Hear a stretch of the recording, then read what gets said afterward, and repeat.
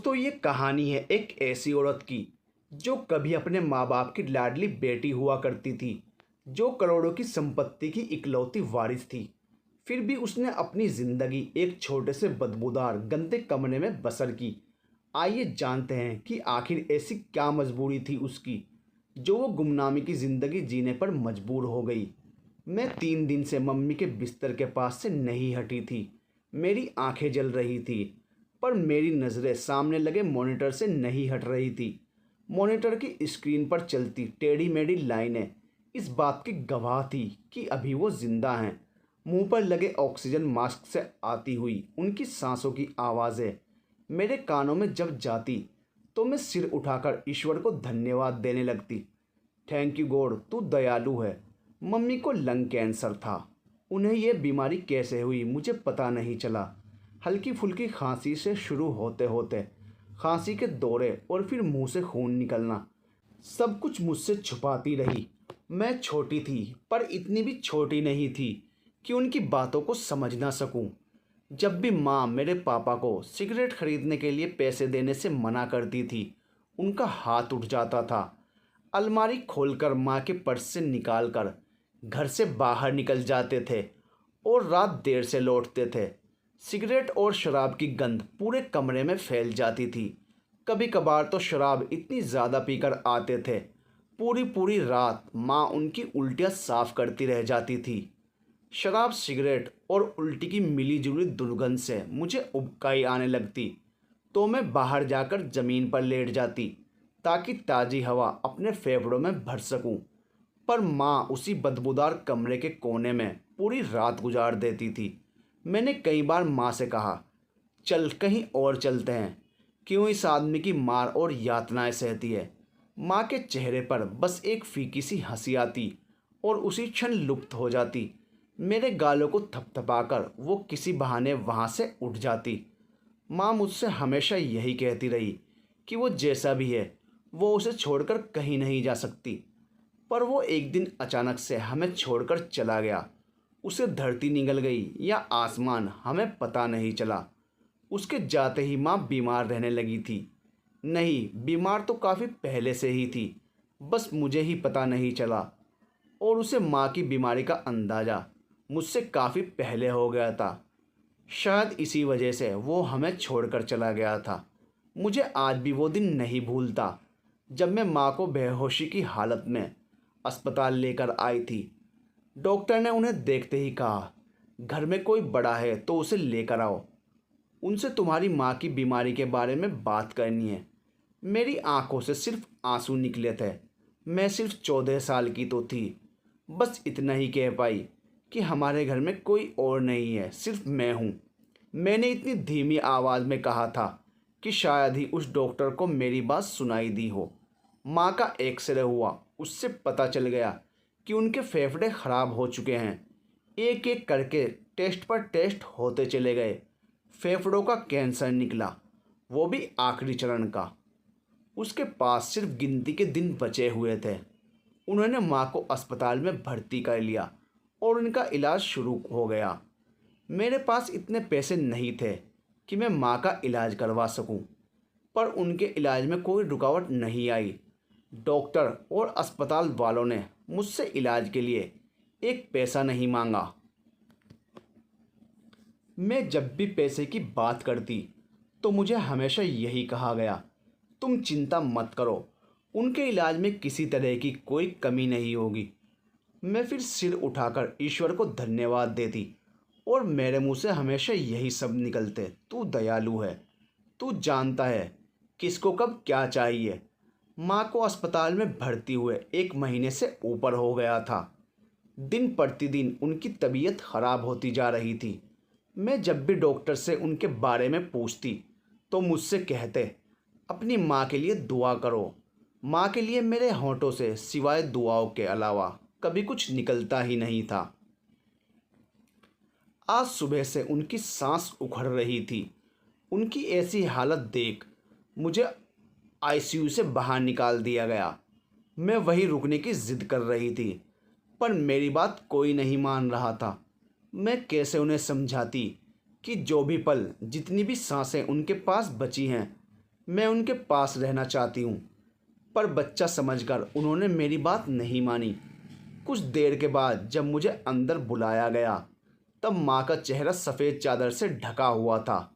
सामने मॉनिटर की स्क्रीन पर अब कोई आड़ी तिरछी लकीरें नज़र नहीं आ रही थी। मैं समझ चुकी थी कि वो जा चुकी हैं, मुझसे बहुत दूर, इतनी दूर कि मैं चाहकर भी उस तक नहीं पहुंच सकती हूं। मैंने बिना समय गंवाए माँ के सामान को इकट्ठा करना शुरू किया। माँ के तकिए के नीचे से उनके मोबाइल के साथ एक लिफाफा मिला। मैंने उत्सुकतावश उसे उठा लिया। उसे खोलकर देखा तो उसमें कुछ रुपये और एक चिट्ठी थी जो मेरे लिए लिखी गई थी। मैंने खत खोलकर देखा। चंद टेढ़ी मेढ़ी लाइनों में माँ ने मेरे लिए कुछ लिखा था। अस्पताल में ये चिट्ठी उन्होंने कब लिखी और इसका पता मुझे कैसे नहीं चला। हाथ में पकड़ी चिट्ठी को मैंने पढ़ना शुरू किया। प्रिय अमीषा, मैं जानती हूँ कि जब तुम्हें यह खत मिलेगा मैं इस दुनिया को छोड़कर जा चुकी होंगी।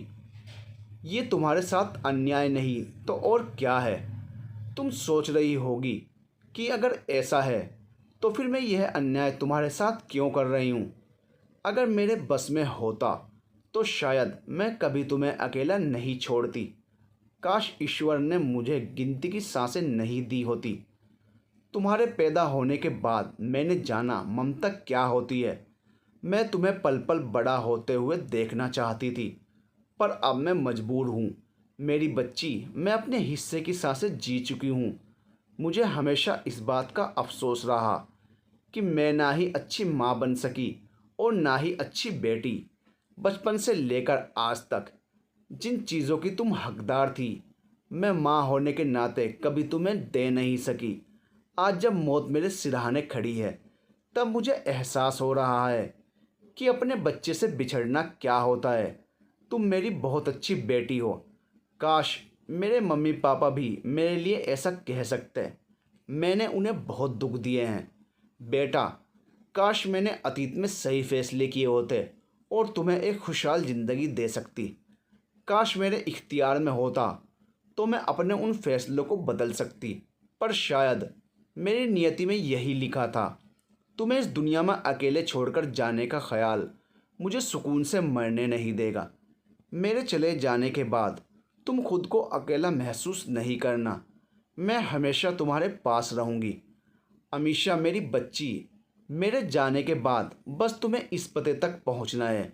उसके बाद मुझे यकीन है तुम खुद को सुरक्षित हाथों में पाओगी और तुम्हें अपने जीवन में कभी किसी चीज़ की कमी महसूस नहीं होगी। बस अब मैं थक चुकी हूँ। मेरे हाथ कांप रहे हैं और मुझे धुंधला दिखाई दे रहा है। अमीषा, जो तुमसे मांग रही हूँ उसे मेरी अंतिम इच्छा समझना। अमीषा मेरी बच्ची, मेरी अस्थियों को किसी नदी में प्रवाहित मत करना। जिस घर का पता मैं तुम्हें बता रही हूँ उस घर के पीछे बने बगीचे की मिट्टी में उन्हें फैला देना।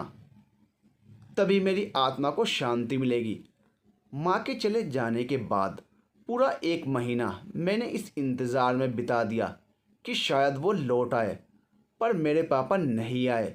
मैंने अपने सामान को इकट्ठा करना शुरू किया। हर कोना माँ से जुड़ी यादें थी। किसे अपने साथ लेकर जाऊं और किसे छोड़ जाऊं मुझे समझ नहीं आ रहा था। मेरे बचपन के खिलौने, मेरी किताबें, कपड़े, एक एक करके मैं उन्हें इकट्ठा करती जा रही थी। घर में माँ का गिना चुना सामान था। गिनती की साड़ियों के अलावा ऐसा कुछ नहीं था जिसे मैं अपने साथ लेकर जाती। बस साथ लेकर जा रही थी वो अच्छी बुरी यादें जो हमने इस छोटे से कमरे में एक साथ जी थी। माँ ने जैसा कहा मैंने वैसा ही किया। घर को ताला लगाकर बस स्टैंड से बस पकड़कर मैं सीधे देहरादून पहुंच गई। बस स्टैंड के बाहर ऑटो रिक्शा की लाइन लगी हुई थी। मैंने हाथ में पकड़े पते को ऑटो रिक्शा वाले को दिखाया और उसे चलने के लिए कहा।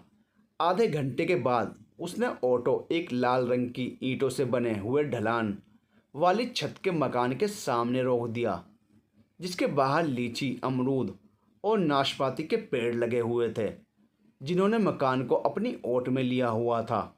मकान बाहर से काफ़ी पुराना लग रहा था। गेट पर लकड़ी का बड़ा सा दरवाज़ा था, जिसके सीधे हाथ की तरफ पर डोरबेल लगी हुई थी।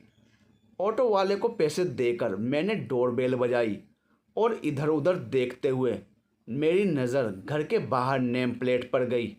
उस पर जो नाम लिखा था उसे पढ़कर मैं हैरान हो गई। वसुधा निवास। वसुधा निवास। मन ही मन मैं इस नाम को दोहरा रही थी।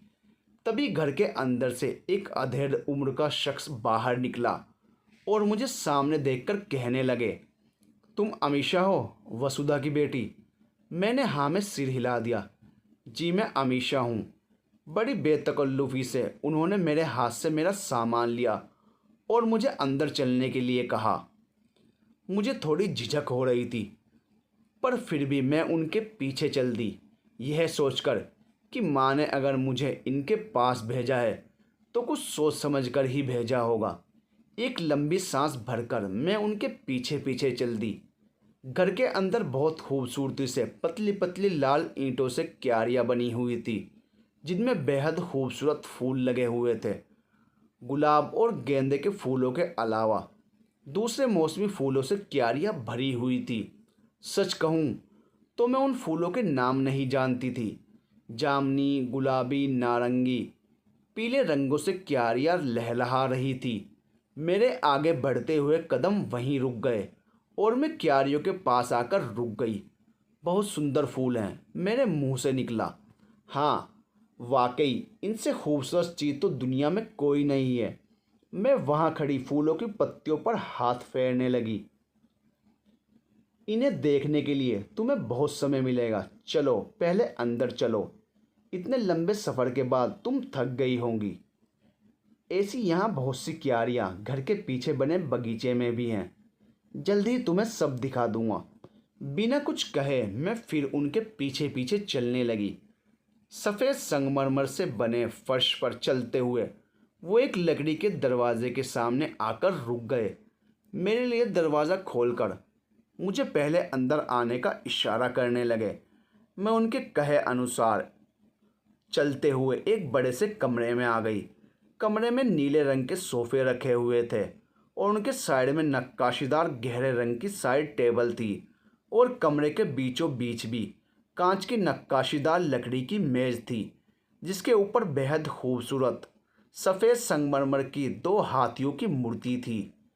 कमरे के एक तरफ आग जलाने के लिए आतिशदान था, जिसके ऊपर बारहसिंगा का सिर दीवार पर लटका हुआ था। मैं आतिशदान के पास खड़ी होकर उसे देखते हुए मैं कमरे की दूसरी दीवारों को देखने लगी। कमरे की दूसरी दीवारों पर मरे हुए जानवरों के सिर लटके हुए थे, जिन्हें देखकर मुझे अजीब सा एहसास हो रहा था कि यह घर है या अजब घर। ये घर किसका है? अमीशा ने उनसे पूछा। ये घर तुम्हारे नाना का है। पूरे कमरे की तरफ मुझे नज़र दौड़ाते हुए देख वो मुझसे कहने लगे, तुम्हारे परनाना और उनके पिता ने इन सभी का शिकार किया था। मेरे परनाना ने और उनके पापा ने, वो सभी शिकारी थे। मैंने हैरानी से उनसे पूछा, और मेरे नाना ने क्या कभी जानवर का शिकार नहीं किया? नहीं, तुम्हारे नाना ने कभी किसी जानवर का शिकार नहीं किया। उनका कहना था, अब इस कमरे की दीवारों पर कोई जगह ही नहीं बची है कि वह अपने शिकार को लगा सकें। रियली? नहीं, मैं मजाक में कह रहा था। अपने पापा के साथ वो कभी कभार चले जाते थे, पर शिकार करना उनका शौक़ कभी नहीं रहा। आपको शिकार करने का शौक़ है? अमीशा ने पीछे मुड़कर उनकी तरफ देखते हुए कहा। नहीं, मुझे निरीह जानवरों को मारने का शौक़ नहीं है। आप कौन हैं? मैं विक्रम सिंह हूँ। ये तो आपका नाम है। माँ को आप कैसे जानते थे? मैं तो वसुधा को बचपन से जानता हूँ। आप मेरी माँ को बचपन से जानते हैं? मैंने हैरानी से पूछा। मेरा और तुम्हारी माँ का बचपन इसी घर में बीता है। नहीं, ऐसा कैसे हो सकता है? क्योंकि जहाँ तक मुझे याद है उसके परिवार में सिर्फ दो ही लोग हुआ करते थे। तीसरे किसी का नाम उनसे कभी नहीं सुना।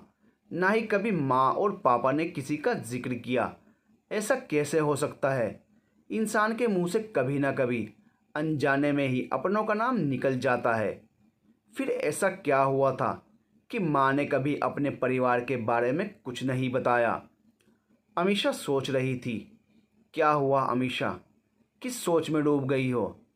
कुछ नहीं, सब कुछ बहुत अजीब सा लग रहा है मुझे। लग रहा है कि जैसे मैं, कहते हुए उसने अपनी बात अधूरी छोड़ दी, ये सोचकर कि अभी तो बहुत सारी बातें ऐसी हैं जिन्हें वो जानती ही नहीं है। तुम खड़ी क्यों हो, यहाँ बैठो, कहकर उसे सोफे पर बैठने का इशारा किया। वो चुपचाप जाकर सोफे पर बैठ गई। तभी कमरे में एक शख्स दाखिल हुआ और विक्रम उससे कहने लगे, राम सिंह, ये अमीषा है, आज से ये यहीं रहेगी। इनका सामान कमरे में रख दो। नहीं, रहने दे, मैं खुद रख लूँगी, कहकर वो उठने लगी। नहीं, आप यहीं बैठे अमीषा बेबी, हम रख देंगे। राम सिंह मुझे बेबी कहकर बुला रहा था। सब कुछ यहाँ अजीब सा है। मैं इस तरह के माहौल की आदी नहीं थी। अमीषा, तुम सफ़र से आई हो, तुम फ्रेश हो जाओ, फिर इकट्ठे खाना खाते हैं। जी ठीक है, कहकर वो उठ खड़ी हुई और उन्होंने राम सिंह को मेरा कमरा दिखाने के लिए कहा। मैं राम सिंह के पीछे चलती हुई जा रही थी। कई कमरों को पार करने के बाद राम सिंह एक कमरे के आगे आकर रुक गए।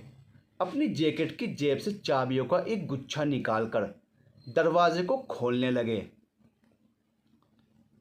कमरे के अंदर घुसते ही सीधे हाथ की तरफ स्विच बोर्ड था, जिसे ऑन करते ही पूरा कमरा रोशनी से जगमगा उठा। इतनी सारी लाइट्स जलाने की क्या ज़रूरत है? मैंने कमरे में घुसते हुए राम सिंह से कहा, इस कमरे में ऐसा ही सिस्टम है। वसुधा दीदी को अपने कमरे में बहुत सारी रोशनी चाहिए होती थी तो बड़े साहब से शिकायत करती थी। क्या बाबा, बत्तियां जलाते जलाते हमारे हाथ दुखने लगते हैं। तो बस बड़े साहब ने अगले ही दिन इलेक्ट्रीशियन को बुलाया और वसुधा दीदी के कमरे की लाइट की सेटिंग उनके मुताबिक कर दी, कहकर राम सिंह ने उसका सूटकेस एक तरफ रखकर कमरे से बाहर जाने लगा। अमीषा ने पीछे से आवाज़ लगाकर उससे पूछा, आप मेरी माँ को जानते हैं? ये कमरा मेरी माँ का हुआ करता था। वसुधा बेबी को हम कैसे नहीं जानेंगे? हमारा तो पूरा परिवार कई पीढ़ियों से साहब लोगों की सेवा कर रहा है। हम तो यहीं पैदा हुए हैं। वसुधा बेबी का नाम सुनकर बहुत दुख हुआ। तितलियों की तरह पूरे घर में घूमती रहती थी। हमको एक पल का चैन नहीं लेने देती थी। एक फरमाइश पूरी करते तो तब तक दूसरी फरमाइश सुना देती। हमको तो साहब ने उनके कामों के लिए रख दिया था। दिन में 3-4 बार जब तक बाजार नहीं दौड़ा देती थी, उनको चैन नहीं पड़ता था। ना जाने किसकी नज़र लग गई इस घर को। वसुधा बेबी दिल्ली क्या गई, ये घर तो सूना हो गया।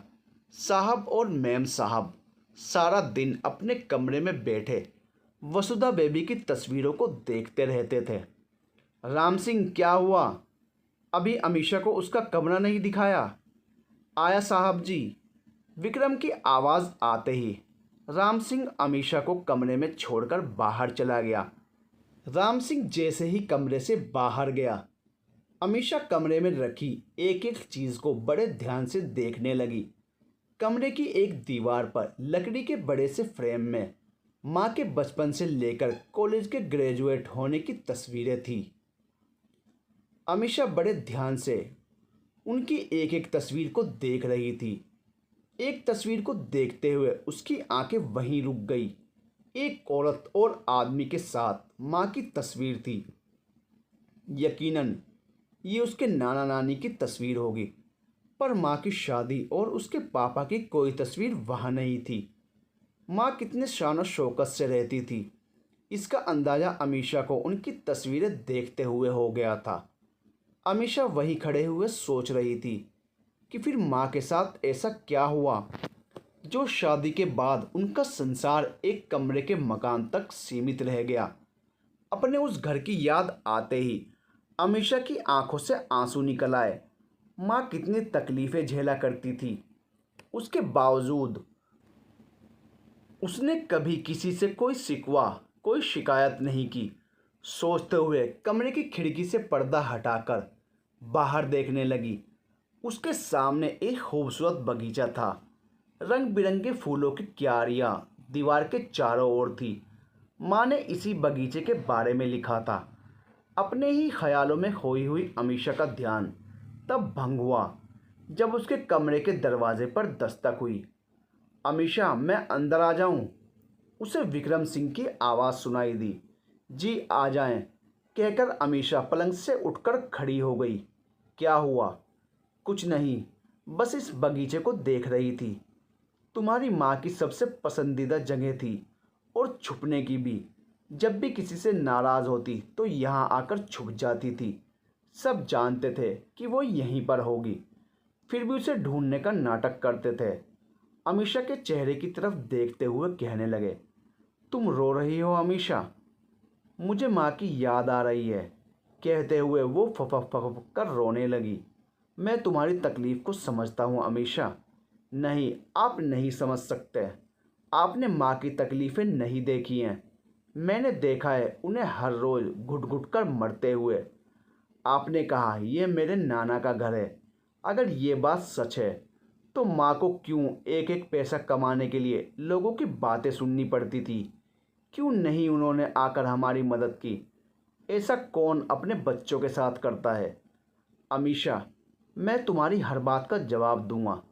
चलो पहले तुम मुंह हाथ धो लो, कहते हुए विक्रम उसका हाथ पकड़कर बाथरूम के दरवाजे तक ले आए।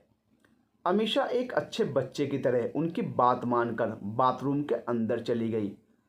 वॉश बेसिन का नल खोला और मुंह पर पानी के छींटे मारने लगी। आंखों से निकलते हुए आंसू पानी के साथ घुलकर सिंक की नाली में बहते जा रहे थे। सामने शीशे की तरफ देखते हुए खुद को संभालने की कोशिश करने लगी। हैंडल में लटके टॉवल को लेकर उससे मुंह पोंछा और बाहर आ गई। विक्रम सिंह अभी भी वहीं खड़े होकर उसका इंतज़ार कर रहे थे। उसे बाहर आते देख उनके चेहरे पर मुस्कान आ गई। अमीशा का हाथ पकड़कर उसे अपने साथ चलने के लिए कहा। चलो पहले खाना खाते हैं। अमीशा को उनका हाथ पकड़ना कुछ अटपटा सा लगा और उनसे कहने लगी, मेरा हाथ छोड़ें, मैं बच्ची नहीं हूँ, खुद आ सकती हूँ। अरे हाँ, मैं भूल गया था कि तुम बच्ची नहीं हो। चलो, मुझे बहुत ज़ोर से भूख लगी है। राम सिंह कब से खाना लगाकर हमारा इंतज़ार कर रहा है। खाने की मेज़ पर बैठते ही विक्रम ने उससे पूछा, खाने में तुम्हें क्या पसंद है? अमीशा ने बस धीरे से कहा, जो मिल जाता है मैं सब कुछ खा लेती हूँ। मैंने माँ से कभी किसी चीज़ की फरमाइश नहीं की। जो बनाती थी चुपचाप खा लेती थी। अमीशा, तुम अपनी माँ की तरह नहीं हो। तुम बहुत अच्छी बेटी हो, कहते हुए विक्रम ने चावल का डोंगा उसके सामने रख दिया। आज राम सिंह ने अपनी पसंद का खाना बनाया है। तुम्हारा जो भी खाने का मन करे तुम उसे बता देना, वो बना देगा। आप ऐसा क्यों कह रहे हैं? क्या मेरी माँ बहुत बुरी थी? नहीं, मेरा यह कहने का हरगिज़ मतलब नहीं है।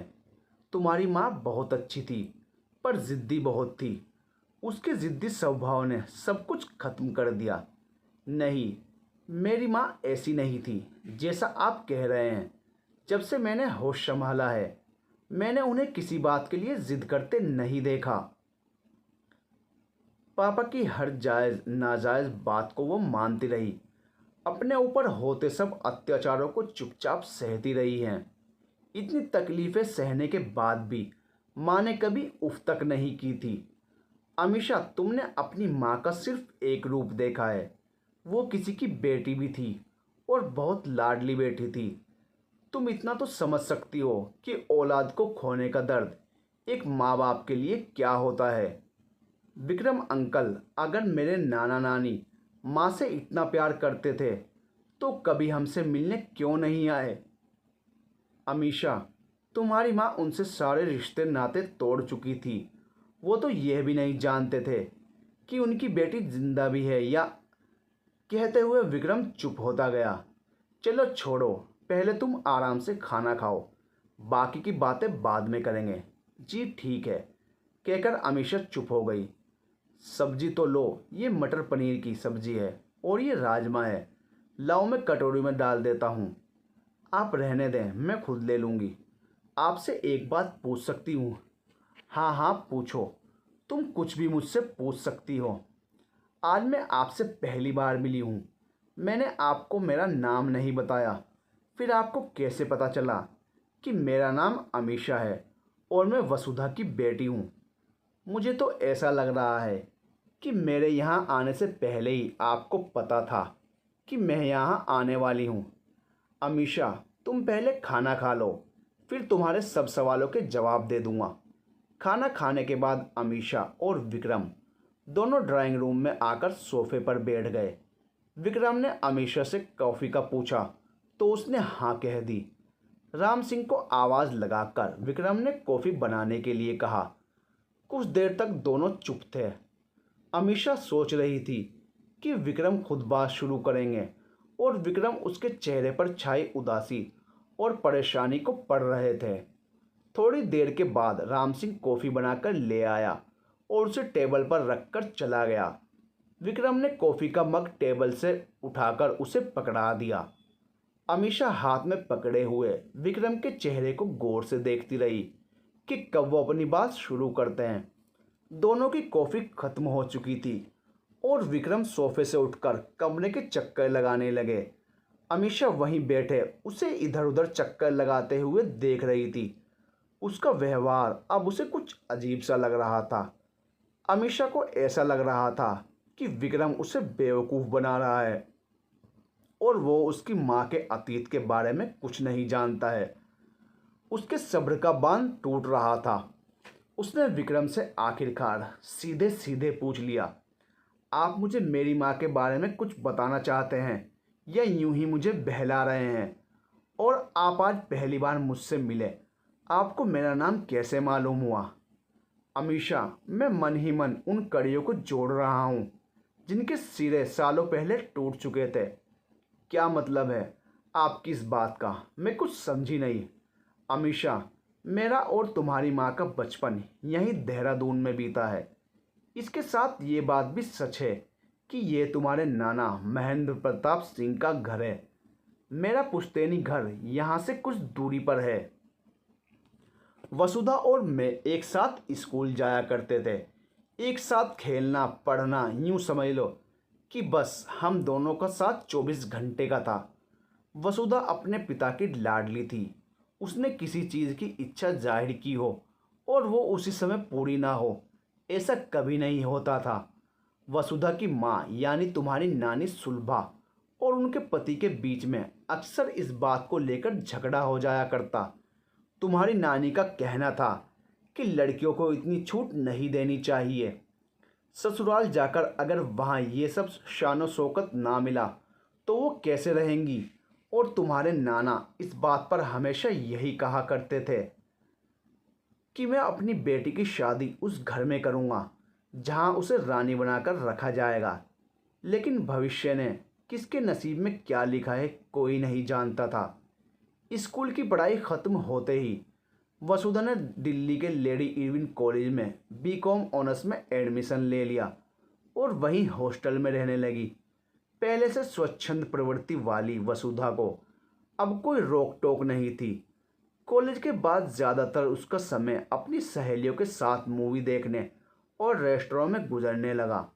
स्कूल के दौरान हमेशा अव्वल आने वाली वसुधा इसी वजह से पढ़ाई में पिछड़ती गई और पहले ही साल वो अपने 4 पेपर क्लियर नहीं कर पाई तो अपने पापा से कहकर उसने एक कोचिंग सेंटर में एडमिशन ले लिया और वहीं पर उसकी मुलाकात तुम्हारे पापा अमरेंद्र से हुई, जो वहाँ एक टीचर की हैसियत से पढ़ाते थे।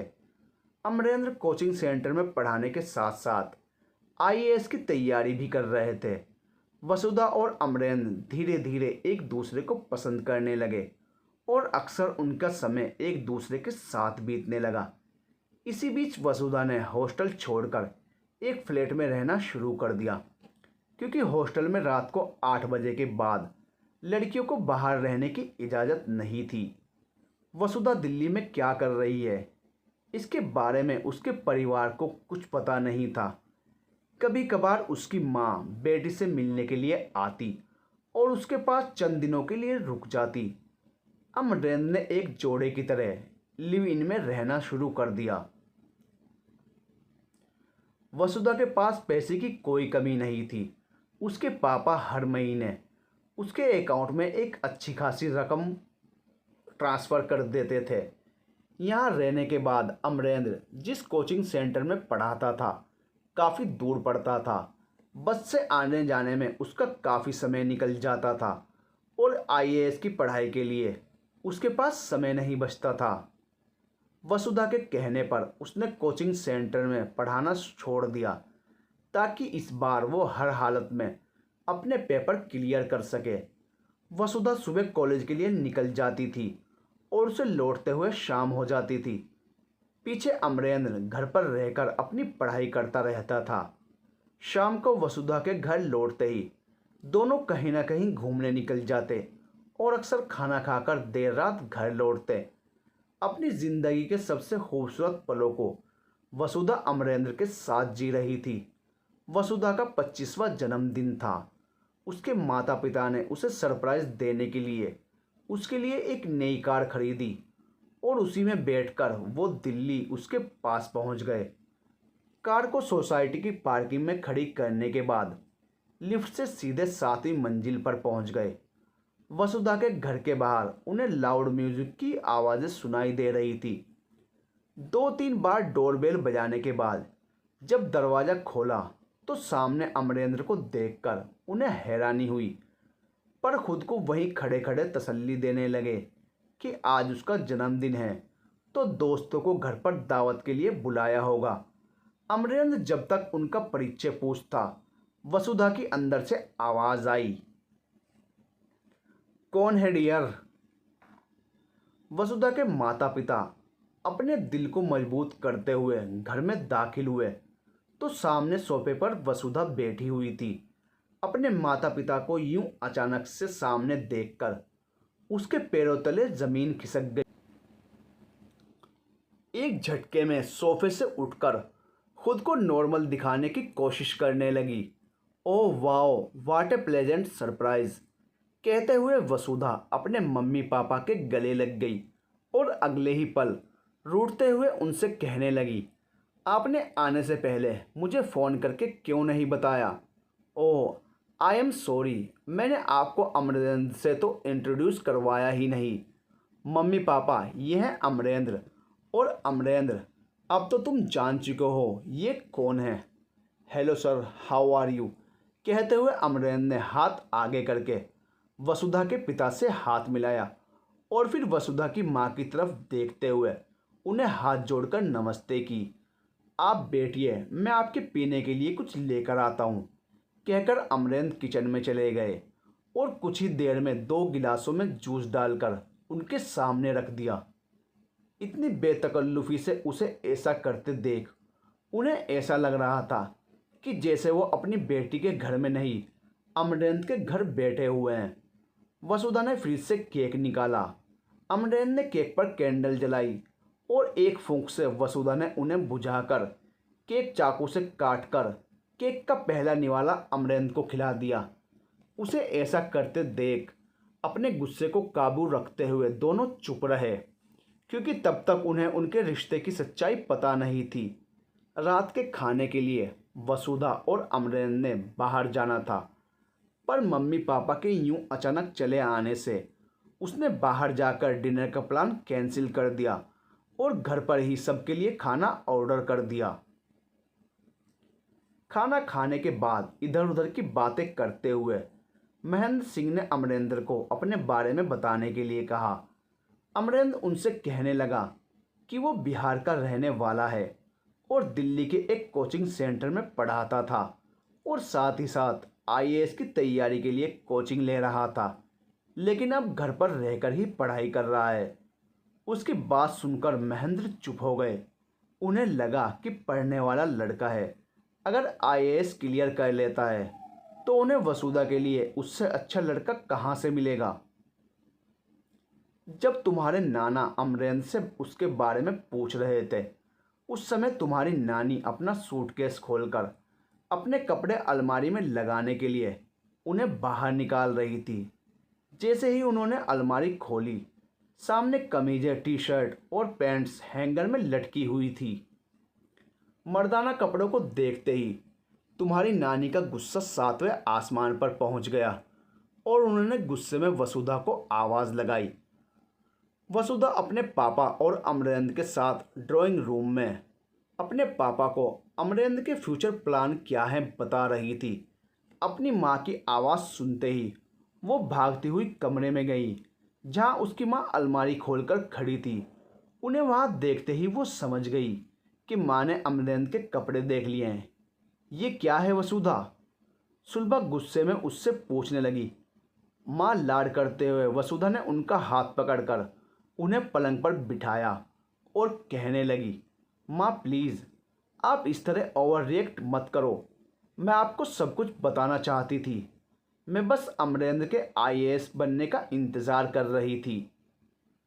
तुम दोनों एक साथ इस घर में रहते हो? हाँ माँ, पर जैसा आप सोच रही हैं ऐसा कुछ नहीं है। आंखें नीची करते हुए वसुधा कहने लगी, बस कर वसुधा, तूने तो हमें कहीं मुंह दिखाने लायक नहीं छोड़ा है। शादी से पहले तू उसके साथ रह रही है और ऊपर से झूठ पर झूठ बोलती जा रही है। बस बहुत कर ली अपनी मनमानी। अपना सामान पैक कर, तू सुबह होते ही हमारे साथ वापस देहरादून जा रही है। माँ मेरी पढ़ाई उसका क्या? मेरे फाइनल एग्ज़ाम अगले महीने हैं और मैं कहीं नहीं जा रही हूँ। जितनी पढ़ना था तूने पढ़ लिया है, बस अब और तेरी मर्ज़ी नहीं चलेगी। ये बात तू कान खोलकर सुन ले। आप मेरे साथ ज़बरदस्ती नहीं कर सकती हैं। मैं कहीं नहीं जा रही हूँ। मुझे यहीं रहकर अपने कैरियर पर फोकस करना है। मुझे सब दिखाई दे रहा है वसुधा, आजकल तेरा फोकस कहाँ है? कहते हुए उसके सुलभा ने अपने कपड़े वापस सूटकेस में डाले और उसे बंद कर दिया। माँ प्लीज़ आप यहाँ कुछ दिन मेरे पास रहें। आप खुद अमरेंद्र को पसंद करने लगेंगी। वो बहुत अच्छा लड़का है। माँ, बचपन से लेकर आज तक आपने मेरी हर बात मानी है, तो फिर आज क्यों नहीं मान सकते? तू सही कह रही है बेटा, अगर बचपन से ही थोड़ी सख्ती की होती तो आज ये दिन देखने को नहीं मिलता। तुझे तो अपने किए पर ज़रा सी भी शर्म नहीं आ रही है, उल्टा हमें समझाने के लिए कह रही है। वसुधा मैं आखिरी बार कह रही हूँ, कल तू हमारे साथ जा रही है, अपना सामान पैक कर ले और उस लड़के को भी कह दे अलमारी से अपना सामान निकालने के लिए। सुबह तड़के हम यहाँ से निकल जाएंगे। माँ मैंने कह दिया है कि मैं कहीं नहीं जाऊँगी। अपनी आवाज़ को ऊंचा करते हुए वसुधा कहने लगी, आपसे बात करने का कोई फ़ायदा नहीं है, मैं पापा से बात करती हूँ। कहकर पैर पटकते हुए वसुधा कमरे से बाहर चली गई। वसुधा और सुलभा की आवाज़ें कमरे से बाहर तक जा रही थी। महेंद्र सिंह को वहीं बैठे हुए समझ में आ गया था कि माँ बेटी किस बारे में बात कर रहे हैं। पापा आप माँ को समझाएं, मुझे कहीं नहीं जाना है, मुझे अपनी पढ़ाई पूरी करनी है। कहते हुए उनके पास आकर बैठ गई। वसुधा तुम्हारी माँ सही कह रही है, जितना पढ़ना था तुम पढ़ चुकी हो, अब इससे ज़्यादा की उम्मीद हमसे मत करना। पापा अपने हाथ के इशारे से उन्होंने वसुधा को और भी कुछ कहने से रोक दिया। सब मेरी ही गलती है ना, तुम्हें इतनी छूट देता और ना आज मुझे ये दिन देखने को मिलता।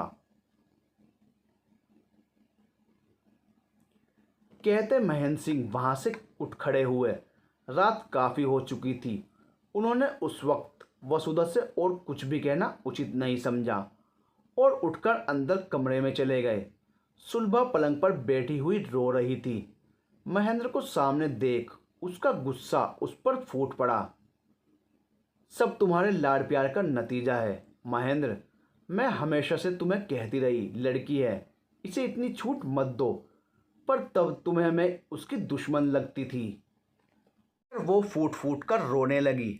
हमारी इकलौती औलाद है वो सुलभा, कैसे ना उससे लाड़ प्यार करता। अच्छा रोना बंद करो, जो हुआ सो हुआ। कल वो हमारे साथ वापस जा रही है, अपने आप कुछ दिनों में प्यार का भूत उसके सिर से उतर जाएगा, कहकर महेंद्र अपनी पत्नी को तसल्ली देने लगे। ये जानते हुए भी वो वसुधा की जिद के आगे हमेशा से ही झुकते आए हैं, पर इस बार ऐसा नहीं होगा। पूरी रात दोनों की करवटें बदलते बीत गई। सुबह कब उनकी आंख लगी उन्हें पता ही नहीं चला। जब नींद खुली तो दिन निकल आया था। पूरे घर में सन्नाटा पसरा हुआ था।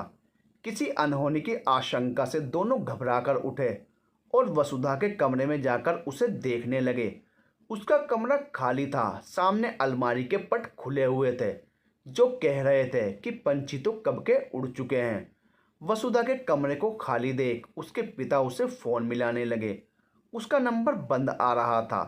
दिल्ली जैसे शहर में उसके कौन दोस्त हैं, उसके बारे में उन्हें कुछ पता नहीं था। पूरा दिन वो उसका घर पर बैठकर लौटने का इंतज़ार करते रहे, इस उम्मीद से कि जब उसका गुस्सा ठंडा होगा तो वो लौट आएगी। पर वसुधा घर लौटकर आने के लिए नहीं गई थी। उसने तो अपने माता पिता को दूसरा मौका भी नहीं दिया कि वो सब एक साथ बैठकर बातचीत करते और कोई हल निकालते, एक दूसरे को तसल्ली देते हुए। उन्हें वहाँ रहते हुए 1 सप्ताह से ज़्यादा का समय बीत चुका था। इस बीच उसकी यूनिवर्सिटी में उसके डिपार्टमेंट में जाकर उसके बारे में जानने की कोशिश की। वहाँ जाकर पता चला कि पिछले 1 सप्ताह से वो यूनिवर्सिटी आई ही नहीं। अब उनके पास दिल्ली के उस घर में बैठे रहने का कोई औचित्य नहीं बचा था। घर को ताला लगाकर महेंद्र और सुलभा वापस देहरादून लौट आए। अब उन्हें यकीन होता जा रहा था कि अब वसुधा लौटकर नहीं आएगी। अगर उसने लौटना ही होता तो वो जाती ही नहीं। वसुधा के स्वभाव को वो दोनों बहुत अच्छी तरह से जानते थे कि वो बहुत ज़िद्दी है। उन्हें डर था कि कहीं वो खुद को ही नुकसान न पहुंचा ले। तुम्हारे नाना ने हमेशा उसकी ज़रूरतों का ख्याल रखा था, वसुधा को किसी तरह की तकलीफ़ ना हो, यह सोचते हुए वो उसके अकाउंट में पैसे ट्रांसफ़र करवाना चाहते थे। पर वसुधा ने अपना बैंक अकाउंट बंद करवा दिया। दिन और महीने बहुत तेज़ी से बीत रहे थे। ऐसे ही पूरा 1 साल बीत गया। वसुधा कहाँ है, किस हाल में है, उसकी जानकारी उन्हें नहीं थी। महेंद्र सिंह बीच बीच में वसुधा को फ़ोन मिलाते रहते थे, इस उम्मीद से कि शायद वो अब उनसे बात कर ले। पर हर बार उन्हें यह मैसेज सुनाई देता कि जिस नंबर से आप संपर्क कर रहे हैं वह स्विच ऑफ है। वसुधा ने उन्हें हर तरह का संपर्क तोड़ दिया था। यहाँ तक कि कुछ समय के बाद उसने अपना फ़ोन नंबर भी बदल लिया ताकि कोई उस तक ना पहुँच सके। इसी बीच वसुधा की माँ का देहांत हो गया और महेंद्र सिंह बिल्कुल अकेले हो गए। और ये अकेलापन उनकी ज़िंदगी को दीमक की तरह खा रहा था। पर साथ ही वो वसुधा के लौटने की उम्मीद को ज़िंदा रखना चाहते थे। इसलिए ना जाने कितनी बार बिना किसी को बताए वो चुपचाप अकेले ही वसुधा को ढूंढने के लिए दिल्ली निकल जाते और हर बार खाली हाथ लौट कर आते। इकलौती औलाद का दिया दुख उन्हें ना जीने दे रहा था और ना ही मरने। वसुधा के इंतज़ार में उनकी आंखें हर वक्त दरवाजे पर लगी रहती थी। उन्हें लगता था शायद इतना समय बीत जाने के बाद उसे अपनी गलती का एहसास हो गया होगा और वो लौट आएगी। पर वसुधा नहीं आई और उनका यह इंतज़ार हमेशा के लिए उनके साथ ही ख़त्म हो गया। कहकर विक्रम चुप हो गए।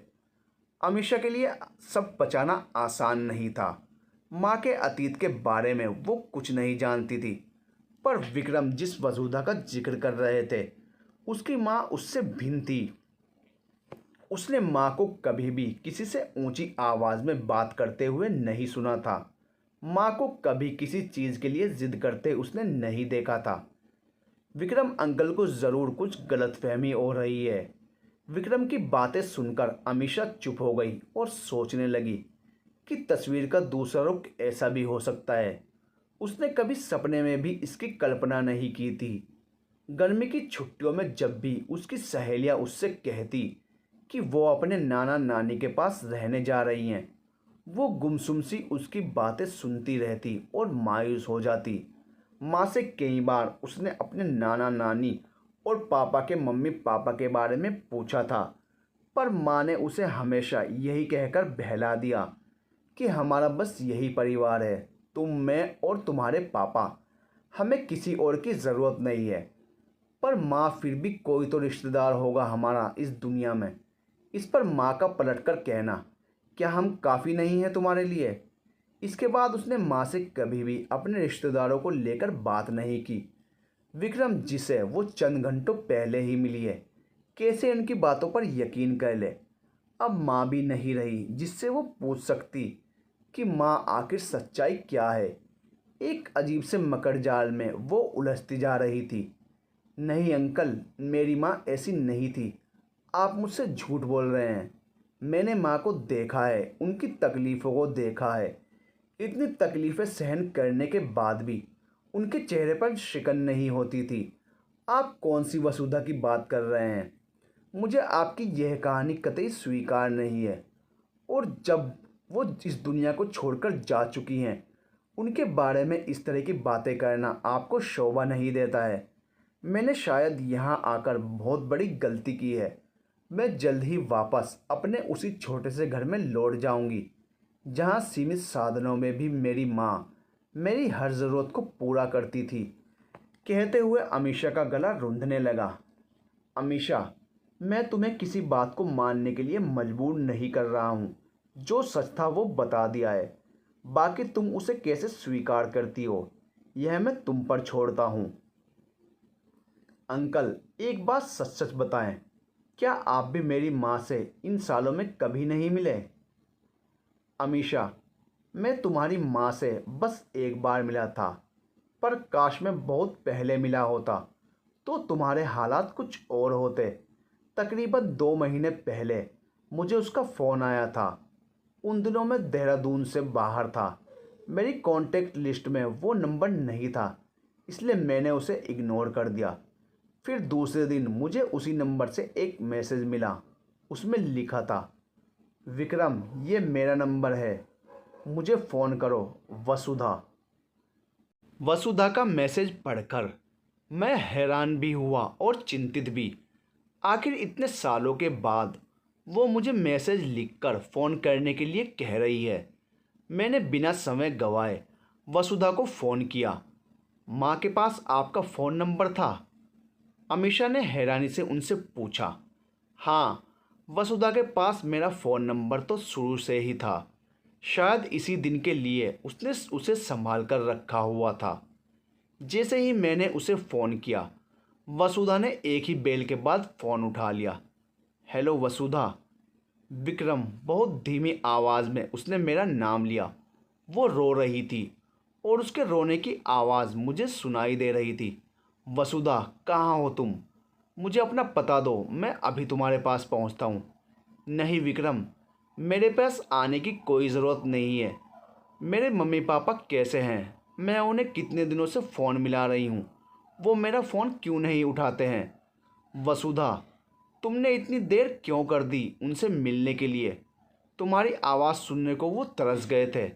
ऐसी भी क्या नाराज़गी हो गई थी वसुधा कि सालों तक तुम्हें उनकी याद नहीं आई? ऐसे कैसे इतना पत्थर दिल हो गई तुम? मेरी वसुधा तो ऐसी कभी नहीं थी।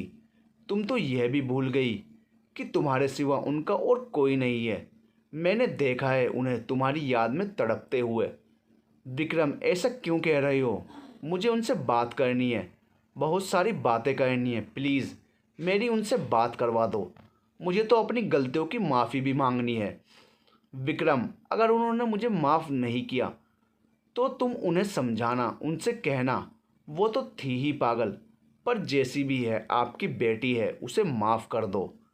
प्लीज़ विक्रम, तुम मेरे दोस्त हो, तुम्हारे ऊपर इतना हक तो है मेरा। प्लीज़ एक बार मेरी मम्मी पापा से बात करवा दो। वसुधा, कहाँ से लाऊं उन्हें बुलाकर? वो वहाँ चले गए हैं जहाँ से कोई वापस नहीं आता है। तुमने लौटने में बहुत देर कर दी है। मेरी बात सुनते ही वो रोने लगी। दूसरी तरफ से उसकी हिचकियों की आवाज़ मुझे साफ साफ सुनाई दे रही थी। वसुधा, प्लीज़ खुद को संभालो। तुम बताओ, कैसी हो तुम और कहाँ पर हो? प्लीज़ अपने घर का एड्रेस मुझे बताओ, मैं तुम्हें लेने आ रहा हूँ। नहीं विक्रम, तुम जहाँ हो वहीं रहो। मुझे तुम्हारी मदद की ज़रूरत है। करोगे ना मेरी मदद? मम्मी पापा के बाद एक तुम ही हो जिसे मैं हक से कुछ भी मांग सकती हूँ। विक्रम, मेरी एक बेटी है अमीशा। मेरे जाने के बाद तुम उसका ख्याल रखना। अमीशा तुम्हारे और अमरेंद्र की बेटी। कितने साल की है वो? हाँ, मेरे और अमरेंद्र की बेटी है। वो 14 साल की है विक्रम। हाँ ठीक है, मैं उसका ध्यान रख लूँगा। तुम दोनों का कुछ दिनों के लिए कहीं बाहर जा रहे हो? हाँ, यूं ही समझ लो, पर कुछ दिनों के लिए नहीं।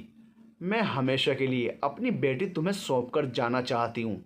मम्मी पापा से मिले बहुत साल हो गए हैं विक्रम। अब हमेशा के लिए उनके पास जाना चाहती हूँ। मैंने उन्हें बहुत दुख दिए हैं, शायद उन्हीं दुखों की सज़ा मैं भुगत रही हूँ। वसुधा, तुम क्या कह रही हो? तुम ठीक तो हो? कैसी बहकी बहकी सी बातें कर रही हो? मैं उनके पास जा रही हूँ। प्लीज़ खुद को संभालो और मुझे बताओ कि तुम कहाँ पर हो। मैं फ़ौरन तुमसे मिलना चाहता हूँ, फिर बैठकर आराम से बात करते हैं। नहीं, तुम नहीं आओगे विक्रम। जब समय आएगा मैं अपनी बेटी को खुद तुम्हारे पास भेज दूंगी, कहकर वसुधा ने फ़ोन बंद कर दिया। उसके बाद आपकी फिर कभी माँ से फ़ोन पर बात नहीं हुई? अमीशा ने विक्रम से पूछा। अमीशा चुपचाप विक्रम और उसकी माँ की सालों बाद हुई बातचीत को सुन रही थी। अमीशा के पूछने पर कि क्या उसकी माँ से फिर कभी बात नहीं हुई, विक्रम उससे कहने लगा। उसके बाद वो हर रोज़ वसुधा से बात करता था और जैसे जैसे उनकी बातों का सिलसिला बढ़ता चला गया, वसुधा उसे अपनी ज़िंदगी के बारे में सब कुछ बताती चली गई। मैंने वसुधा से अमरेंद्र के बारे में पूछा कि वो क्या कर रहा है, उसकी पोस्टिंग कहाँ पर है, पर हर बार वो मेरे इस सवाल को घुमा देती थी। यकीन मानो अमीशा, अमरेंद्र के बारे में सब कुछ जानने के पीछे मेरा सिर्फ एक मकसद था, और वो था मेरा तुम लोगों तक पहुंचना। विक्रम अंकल, पर पापा तो दिल्ली में ही रहते थे। जहाँ तक मुझे याद है मैंने उन्हें किसी और शहर में नौकरी करते हुए नहीं देखा है। उनका तो अधिकांश समय घर पर ही गुजरता था। मेरे बहुत ज़ोर देने के बाद तुम्हारी माँ ने अपना मुंह खोला और मुझे बताया कि अमरेंद्र कभी आईएएस क्लियर ही नहीं कर सके। अमरेंद्र जब पहली बार वसुधा से मिले थे वो आईएएस की तैयारी कर रहे थे। 3 बार वो परीक्षा में सफल नहीं हो सके, और जब तुम्हारी माँ ने अपने मम्मी पापा के खिलाफ जाकर अमरेंद्र के साथ अपना घर छोड़ा था, उन्हीं दिनों अमरेंद्र एक बार फिर से जी जान लगाकर आईएएस की परीक्षा की तैयारी कर रहे थे। पर उनके हालात कुछ ऐसे हुए कि वो परीक्षा में बैठ ही नहीं सके। अचानक से घर गृहस्थी की जिम्मेदारियों के तले उनका आईएएस बनने का सपना धूल में मिल गया, और अपनी नाकामयाबी का जिम्मेदार उसने वसुधा को ठहराया कि जब से वो उसके जीवन में आई है उसका कैरियर, उसकी महत्वाकांक्षाएं सब तबाह होती चली गई।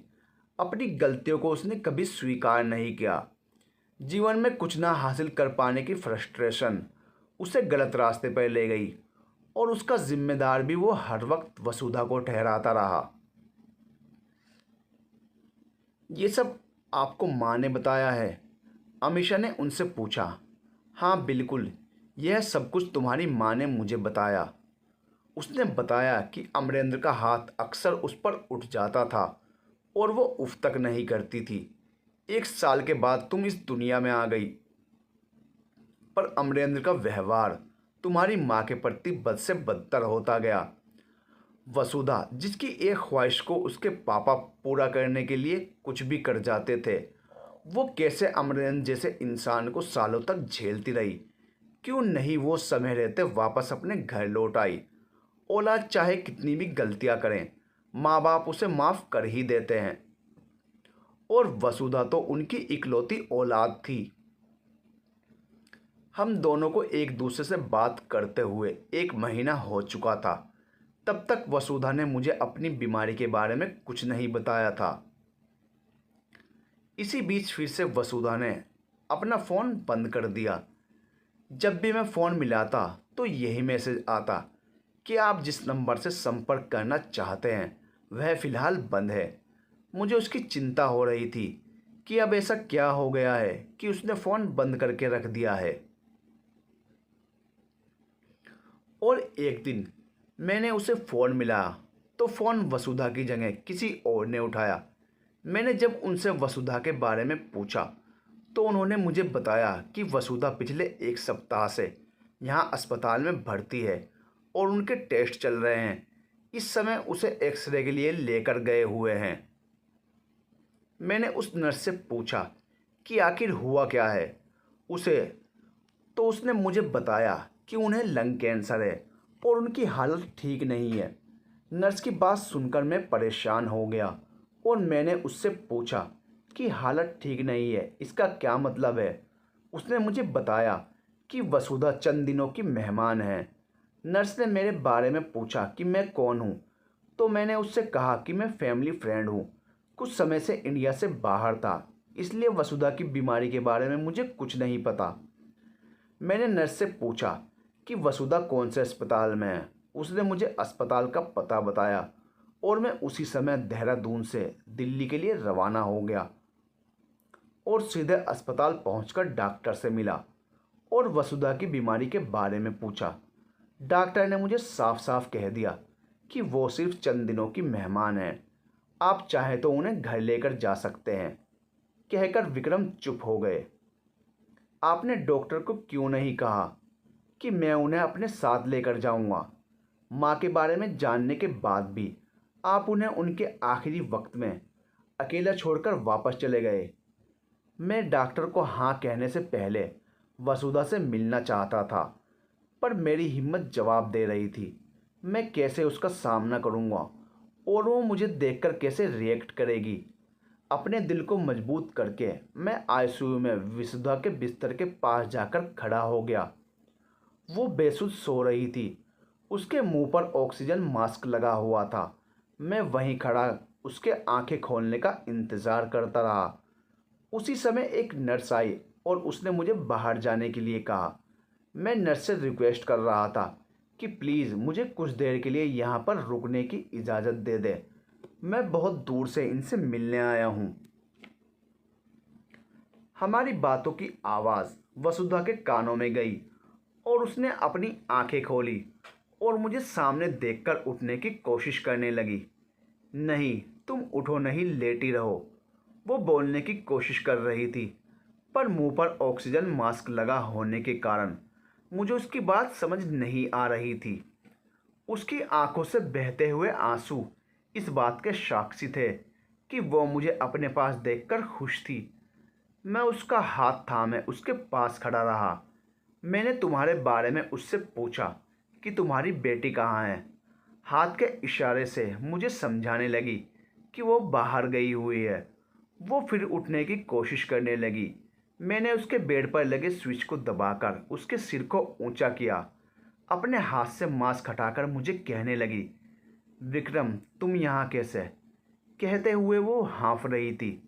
वसुधा मास्क मत उतारो, तुम्हें तकलीफ होगी। विक्रम तुम्हें यहाँ नहीं आना चाहिए था। मैं तुम्हारे सामने कमज़ोर नहीं पड़ना चाहती हूँ, इसलिए फ़ोन भी बंद कर दिया। वसुधा ये अपनों के लिए तुम्हारा कैसा प्यार है? दुख तकलीफ़ें सब कुछ अकेले सहन करना चाहती हो। मुझे अपनी बीमारी के बारे में पहले क्यों नहीं बताया? बीमारी कहते हुए वो फीकी हंसी हंसने लगी। विक्रम मुझे तो पता ही नहीं चला कि मेरे शरीर के अंदर कैंसर अपनी जड़ें जमा चुका है, तो मैं तुम्हें क्या बताती कि बस अब कुछ ही दिन बचे हैं मेरे पास। खैर अब वो दिन भी शांति से बीत जाएंगे। बस मेरे जाने के बाद मेरी बेटी का ध्यान रखना। वसुधा तुम मेरे साथ चलो, अपने घर चलो, आज भी वो घर तुम्हारी राह देख रहा है। उसी समय एक नर्स आ गई और मुझे डांट लगाते हुए कहने लगी, आपको नज़र नहीं आ रहा है मरीज़ की हालत कितनी ख़राब है? इनका मास्क किसने उतारा है? आप बाहर जाएं, मिलने का समय ख़त्म हो गया है। कहते हुए उस नर्स ने वसुधा के लिए मुंह पर फिर से मास्क लगा दिया। 1 मिनट बस, मैं बाहर जा रहा हूँ। जैसे ही मैं वहाँ से जाने लगा, वसुधा ने मेरा हाथ पकड़ लिया और कहने लगी, विक्रम तुम अब यहाँ दोबारा मत आना। तुम्हें तो मैं अपनी कसम भी नहीं दे सकती हूँ। वसुधा प्लीज़ अब तो घर चलने के लिए मान जाओ। विक्रम, अब उस खाली घर में जाकर मैं क्या करूँगी? ऐसा है तो फिर मेरे घर चलो वसुधा। मैं तुम्हें अकेला इस हालत में छोड़कर कैसे जा सकता हूँ? नहीं विक्रम, मैं खुद को कमज़ोर नहीं दिखना चाहती हूँ। अपने आखिरी दिनों में अकेले ही रहना चाहती हूँ। मुझसे वादा करो, अब तुम दोबारा यहाँ नहीं आओगे। इसे मेरी आखिरी इच्छा समझ लो। मैंने उसे कहा तो कुछ नहीं, बस हाँ में सिर हिला दिया। विक्रम, मेरी बात मानकर तुमने मेरे सीने पर जो बोझ था उसे तो तुमने ख़त्म कर दिया, पर अब मुझे किसी बात की कोई चिंता नहीं है, कहते हुए वो हाँफने लगी थी। उसकी सांसें उखड़ रही थी। नर्स ने उसे डांट लगाकर कहा, मैम प्लीज़ बोलना बंद करें, देखें आपकी सांस उखड़ रही है। फिर मेरी तरफ देखकर कहने लगी, सर प्लीज़ आप बाहर जाएं, इन्हें इन्फेक्शन हो सकता है। वसुधा की हालत ठीक नहीं थी। मैं उससे ज़्यादा बहस नहीं कर सकता था। जैसा तुम चाहती हो मैं वैसा ही करूँगा। अमीषा की चिंता तुम मत करना, समझ लो आज से वो मेरी बेटी है। उसकी इच्छा का सम्मान रखते हुए मैं दोबारा उससे मिलने अस्पताल नहीं गया। आखिरी बार उसे जी भरकर देखने के बाद मैं आईसीयू के कमरे से बाहर आ गया। कहते हुए विक्रम भावुक हो रहे थे। उनकी आंखों के कोरों पर आंसू आकर रुक गए। गला रुंध गया। अमीषा को ऐसा लग रहा था कि उससे बात करते हुए वो फिर से उसी पलों में पहुंच गए हैं। मैं काफ़ी देर तक वहां बैठकर तुम्हारा इंतज़ार करता रहा, पर तुम उस दिन घर जल्दी चली गई थी। तुम कैसी दिखती हो मैं तो ये भी नहीं जानता था। मेरे पास तुम्हारा कोई कॉन्टेक्ट नंबर भी नहीं था कि तुमसे फ़ोन पर बात कर सकता। मैं फिर खुद को उसी स्थिति में खड़ा महसूस कर रहा था कि अगर मैं तुम तक नहीं पहुंच सका तो क्या होगा। मैं तुम्हें फिर हमेशा के लिए खो दूंगा, जैसे हमने वसुधा को खो दिया था। आखिर वसुधा की बात का मान रखते हुए मैं अस्पताल से सीधे वापस देहरादून आ गया। तुम्हारी माँ नहीं चाहती थी कि मैं वहाँ रुककर उसे तिल तिल मरते हुए देखूं, पर मैं वसुधा के डॉक्टर के लगातार संपर्क में था। विक्रम अंकल, एक बात आपसे पूछ सकती हूँ? हाँ पूछो बेटा, बेझिझक पूछो। माँ के इलाज के लिए हमारे पास पैसे नहीं थे। उस दिन भी पैसों का इंतज़ाम करने के लिए मैं घर जल्दी चली गई। कीमती सामान के नाम पर मेरे पास माँ की दो चीज़ें थी जिन्हें उन्होंने बहुत बुरे दिनों में भी अपने से दूर नहीं किया। माँ के सोने के बूंदे और उनकी एक अंगूठी। उस दिन भी उन्हें बेचने के इरादे से बाजार निकली थी, पर मैं उन्हें बेच नहीं सकी। ऐसा क्यों हुआ मुझे नहीं पता। शायद ईश्वर ने मुझे उन्हें बेचने से रोक दिया होगा, क्योंकि उन्हें बेचने के बाद भी उनसे इतनी रकम नहीं मिलनी थी कि मैं माँ का इलाज करवा सकती। और अस्पताल में माँ का इलाज बिना पैसों के होता रहा। उसके पीछे अंकल आप ही थे। माँ के इलाज के लिए आपने ही पैसे दिए थे ना। अमीषा, उससे क्या फ़र्क पड़ता है कि पैसे किसने दिए? तुम ये सब बात सोचो। अंकल प्लीज़, मैं सब कुछ जानना चाहती हूँ। आपसे मिलने से पहले मुझे लग रहा था कि शायद पापा हमसे चोरी छुपे अस्पताल के बिल भरते जा रहे हैं। अंकल, मेरा भ्रम तब टूटा जब वो माँ के अंतिम संस्कार के लिए भी नहीं आए। मेरे पापा माँ के साथ ऐसा करेंगे मैंने कभी सपने में भी नहीं सोचा था। अमीषा, वसुधा के इलाज के लिए मैं ही पैसे दे रहा था।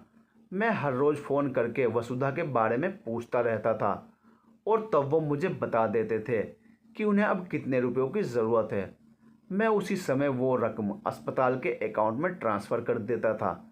जिस दिन वसुधा हम सबको छोड़कर जा चुकी थी, उस दिन भी मेरी अस्पताल वालों से बात हुई थी। उसके बाद मैं रोज़ तुम्हें यहाँ आने की राह देखता रहा। मैंने कई बार वसुधा के नंबर पर फ़ोन मिलाया, पर फ़ोन हमेशा बंद मिला। मैं तुम्हारे आने का बेसब्री से राह देख रहा था। हर बीतते दिन के साथ मेरा दिल बैठने लगा। मुझे लगा कि शायद तुम यहाँ कभी नहीं आओगी, पर मैंने उम्मीद नहीं छोड़ी। यह घर सालों से बंद पड़ा था। उसे खोला, साफ सफाई करवाई, ताकि जब तुम यहाँ रहने के लिए आओ तो तुम्हें किसी चीज़ की तकलीफ ना हो। कहकर विक्रम चुप हो गए। बातें करते हुए समय का पता ही नहीं चला। शाम कब की ढल चुकी थी। रात धीरे धीरे अपने पैर पसार चुकी थी।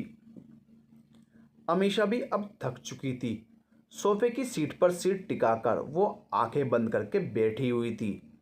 उसे बैठे देख विक्रम ने उससे कहा, अमीषा, रात काफ़ी हो चुकी है, तुम अपने कमरे में जाकर सो जाओ। उनके ऐसा कहते ही अमीषा उठकर खड़ी हो गई और अपने कमरे में चली गई। माँ की एक अंतिम ख्वाहिश अभी भी बाकी थी जिसे उसे पूरा करना था। अगली सुबह अमीषा ने उस गुलाब के पौधे को देखा। खिले गुलाब के पास ही टहनी पर एक नन्ही कली अपनी कोमल पंखुड़ियाँ हरे पत्तों के वलय में समेटे मुस्कुरा रही थी। अमीषा पूरी रात सो नहीं पाई थी। पिछले कुछ दिनों में उसके जीवन ने जो अप्रत्याशित मोड़ लिए, उनसे सामने बिठाने में उसकी संपूर्ण शक्ति जा रही थी। अब समय को समय धारा के साथ बहने देने के अतिरिक्त उसके पास कोई और विकल्प बचा भी कहाँ था।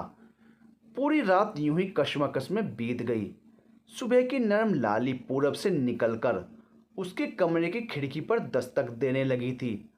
अमीषा ने खिड़की पूरी खोल दी। पहाड़ की तलहटी में बने इस घर के ऐन पीछे बने बगीचे में रंगों और खुशबुओं का एक विस्मयकारी संसार बिखरा हुआ था।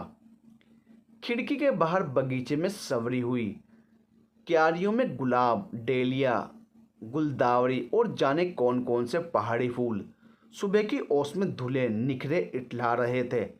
बगीचे के एक और लीची, अमरूद, बादाम और आड़ू के पेड़ अपने पूरे यौवन का सौंदर्य समेटे तने खड़े थे। तितलियां और भंवरे इस रंगीन तिलिस्म को एक अद्भुत छटा प्रदान कर रहे थे। तरह तरह के परिंदों का कलरव वातावरण में मधुर संगीत घुला था। अमीषा मंत्र मुग्ध सी इस दृश्य को देखती रह गई। एक नई ऊर्जा का संचार उसके भीतर हो रहा था। वह उठी और माँ की अस्थियों का कलश उठाकर बाहर बगीचे में आ गई। कुछ देर कलश को हाथ में थामे भरी आंखों से इधर उधर देखती रही। फिर कोने में उगे एक नन्हे गुलाब के पौधे के पास आई। कलश नीचे रखा और पास की पड़ी खुरपी से खुदाई करके उस गुलाब को सावधानी से जड़ सहित निकाला। माँ की अस्थियाँ अमीषा ने उस गड्ढे में डाल दी। फिर उन पर पुनः वह गुलाब का पौधा रोप दिया। पौधे पर लगा एक सुर्ख गुलाब हवा में अपनी भीनी सुगंध फैला रहा था। अगली सुबह अमीषा ने उस गुलाब के पौधे को देखा। खिले गुलाब के पास की ही टहनी पर एक नन्ही कली अपनी कोमल पंखुड़ियाँ हरे पत्तों के वलय में समेटे मुस्कुरा रही थी।